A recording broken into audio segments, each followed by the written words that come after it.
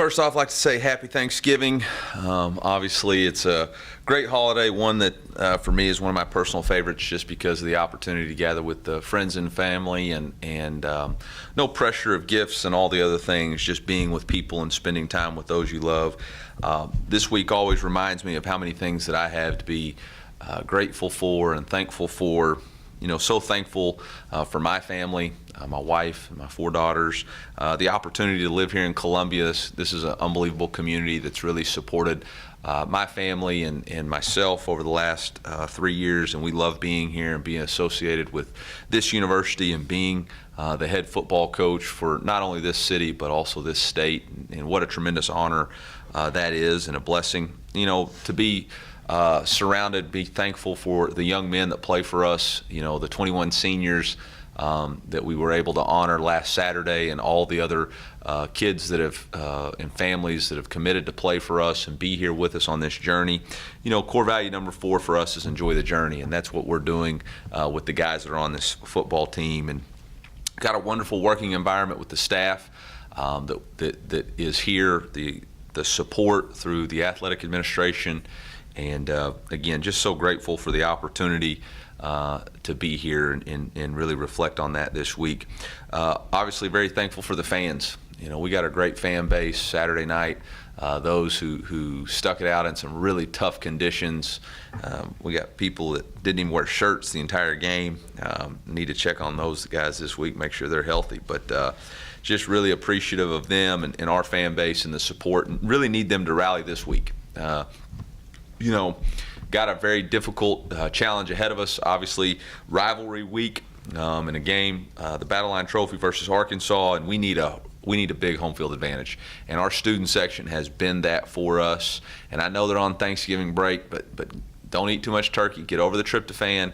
Get here for Friday's game, and let's make sure that our student section is rocking, that we're loud on third downs, and we give our team a huge advantage with the environment that we play in. Obviously, Coach Pittman's done an excellent job at the University of Arkansas, and they've got a really good football team. They've had a lot of consistency in their coordinators. Obviously, they've maintained the same 3 coordinators for 3 seasons. You can tell that they play fast within their schemes. Offensively, their quarterback is the engine that makes them go. Obviously, this will be the 3rd time that we've played against him. Golly, I hope he's graduating or going pro or something. Holy cow, he's an unbelievable player. Is able to really throw the football extremely well.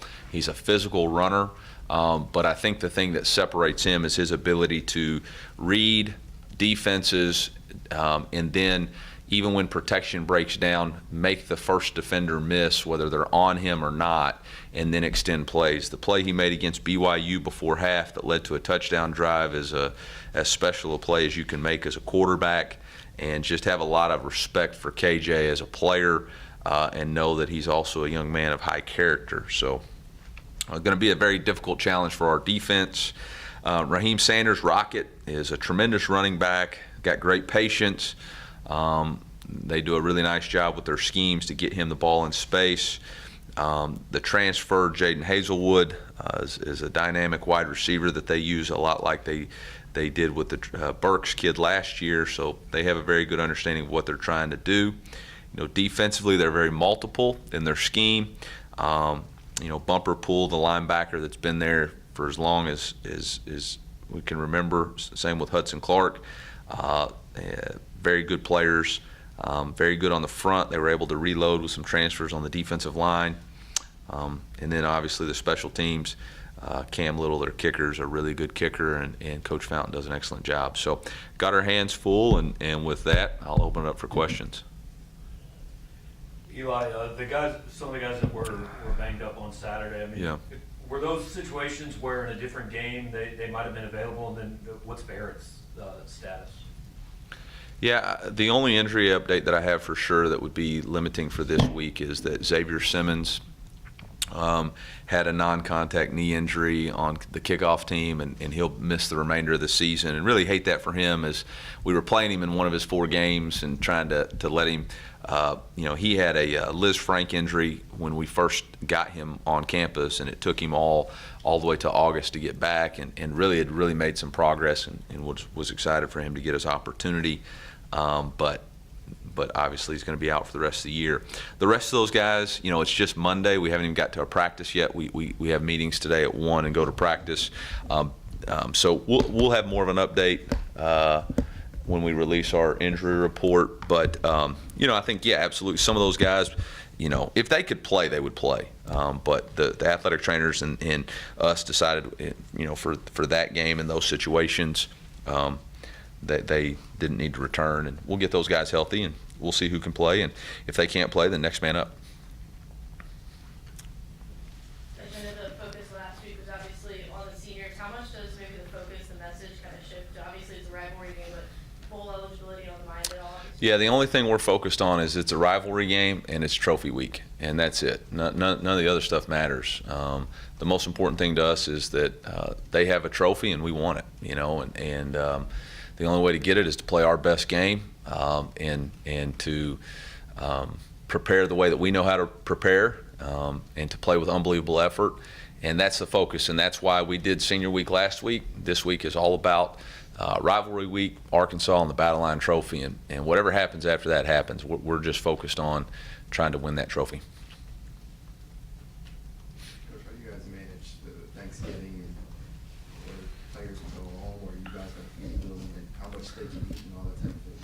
Well, we got some big guys, so they can eat quite a bit. It is a little bit difficult on our players and our team, especially with the game being on Friday, and so we will have a Thanksgiving family dinner with our team immediately following our fast Thursday, and then we'll give them a couple hours to go be with their families if that's what they choose to do. But we'll be in the hotel on Thursday night like we would normally for a pregame. So it's one of the sacrifices that college football players have to make in college athletics, and it's difficult, and but it is what it is. Coaching KJ, you've seen him a lot. What does he do that gives teams the most trouble? Well, I think everybody undervalues his ability to throw the football. He's very accurate. He reads defenses really well. But the thing that makes him special is that he creates with his feet. He's able to, call a normal pass play. It's not there, even if protection breaks down and somebody gets to him, to shed that defender and then go get the first down. Very similar to Hendon Hooker and what he was able to do against us. There were several times that we had, a free defender on him, and he was able to shake him off and then go get extra yardage. And that's the guy you're counting on making the tackle. So, that's probably his secret weapon. Eli, Arkansas's pass rush leads the SEC in sacks right now. What kind of challenges does that group present? Yeah, I think, obviously they have a great scheme that creates havoc on defense because they're coming from multiple angles, and they're really not attacking necessarily gaps, they're attacking space. And they put you in a lot of different one-on-ones, and so that's going to be a challenge. Obviously, we've got a few guys with experience, and we got a true freshman, so we're going to have to really make sure we narrow the focus of what we do and make sure that our guys can execute. Yeah, you mentioned the true freshman amount. How do you feel like he's held up at starting at right tackle the past couple weeks? Yeah, thought he's played very well.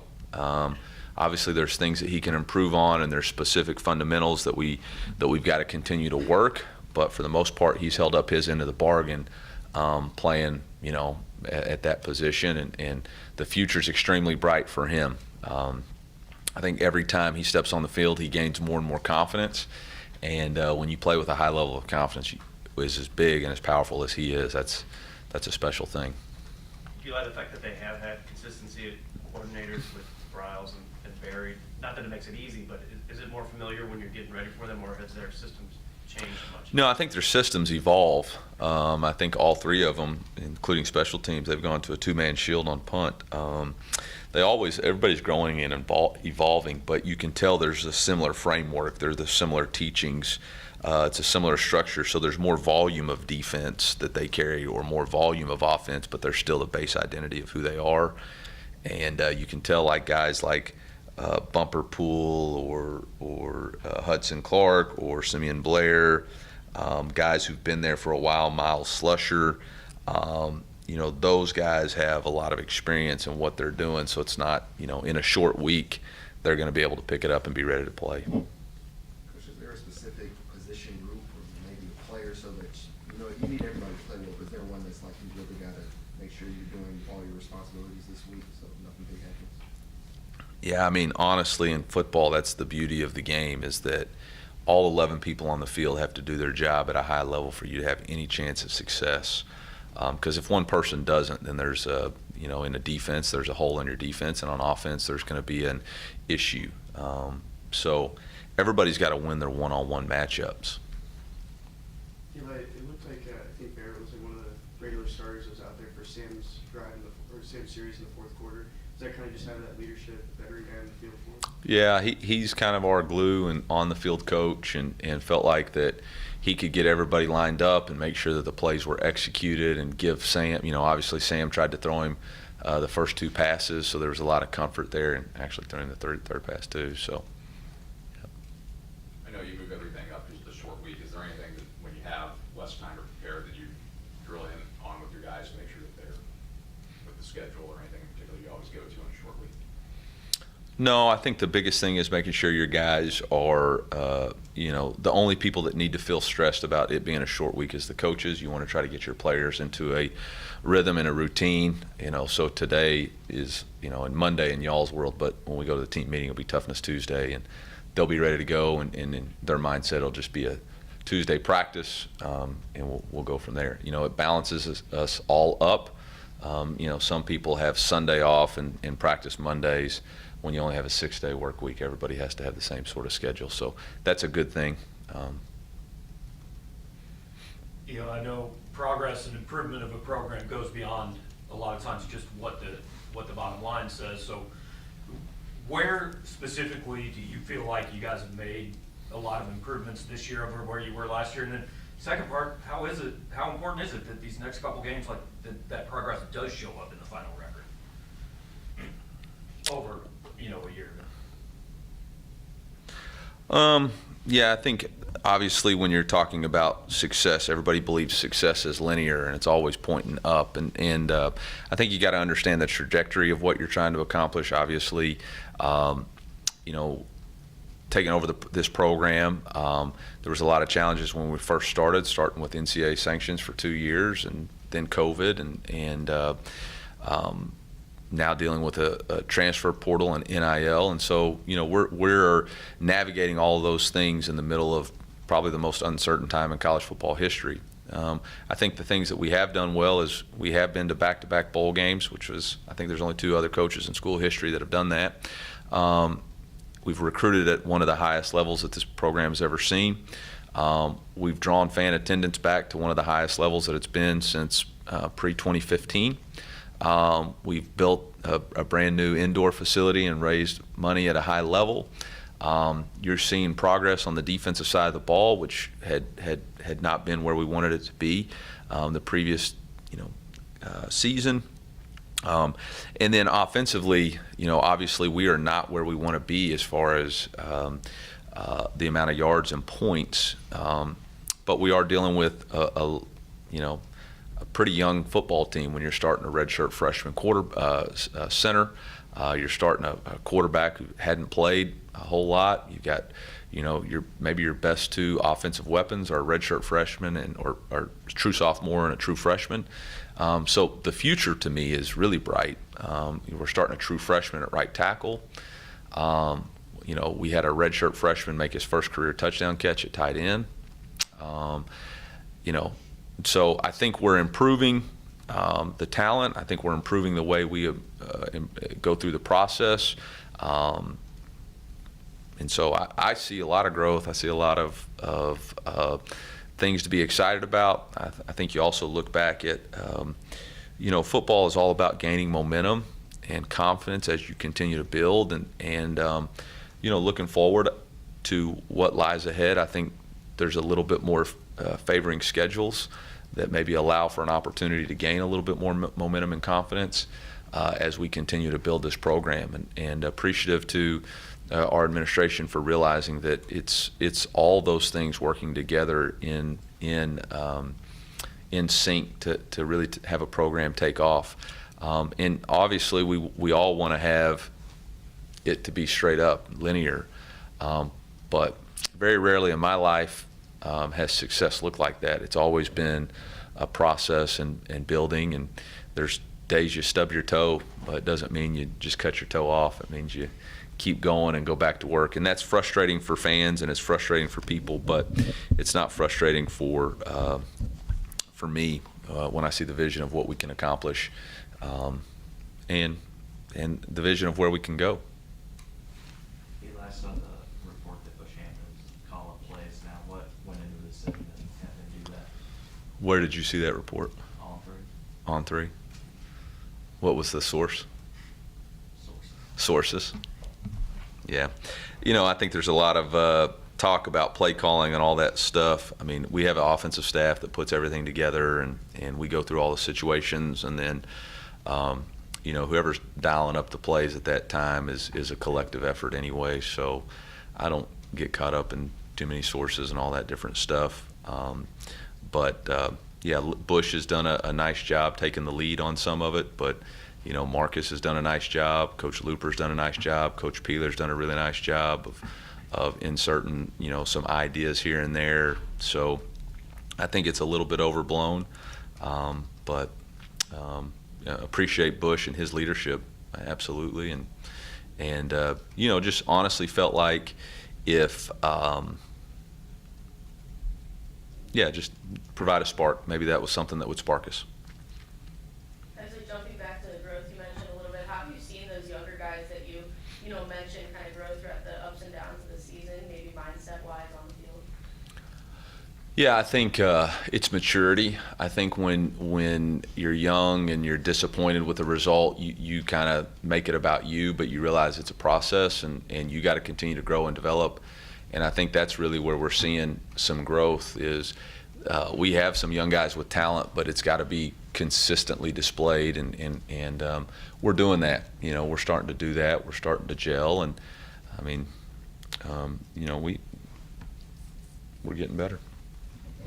Eli, when you look back on a season that's had so many close losses and frustrating losses, is there any sort of extra incentive to get a win in the final regular season game to get that record to where it maybe should be? I haven't put any thought process into the season overview and all that. All I'm focused on is this game this week being 1-0 and stacking that up. And after the game on Friday, then I'll take 48 hours and kind of reflect on where everything is. But right now, my mindset's not on reflection or doing all that. My mindset is on how do I rally this team over the next 5 days to be prepared to play our best game, because that's what we need to do. Good teams play better each and every week, and I felt like, obviously with the way things ended against Tennessee, I thought it was really important for us to bounce back and offensively, to score on our first 3 drives, to score on the opening series of both the first half and the second half, which is the first time we've done that all year. There was real growth there to convert some big third downs. We converted a 4th down. I was really pleased with that mindset. Defensively, I thought, to force 2 turnovers, to get the pick 6, to force pressure, to limit their explosives, to really make them drive the ball, which is not something we had done the previous game, to give us some momentum again. I thought that was really important to build for this week. I'm not really worried about close losses, or blowouts. Like that doesn't have anything to do with this week. This week's about us playing our best game to try to win a rivalry game, and that's what matters to me. Yes, Sam Pittman said this morning or this afternoon that he's not sure if Bumper Pool plays this weekend. So I know that the scheme doesn't change based on who's in there necessarily, but when there's such an impactful guy like that, I mean, does that change what you guys do during the week? I hadn't heard this. I literally saw it on Twitter 5 minutes ago. Thank God for you being on Twitter. Thank you, Elon Musk. Well, I think Sam's just throwing out rat poisoning. That's what I think that is. I think that's rat poisoning. I think Bumper Pool's a tremendous player, and he's a tough young man, and he plays his guts out. And I would be shocked if he didn't find a way to play in a rivalry game. But I mean, they've got capable players, and they play really good football. And you know, he's had to miss some games, or not games, but time, just because of dealing with injuries. So they've got capable players behind him, and we'll have to figure that out. The interesting, I'm not gonna let that tidbit go.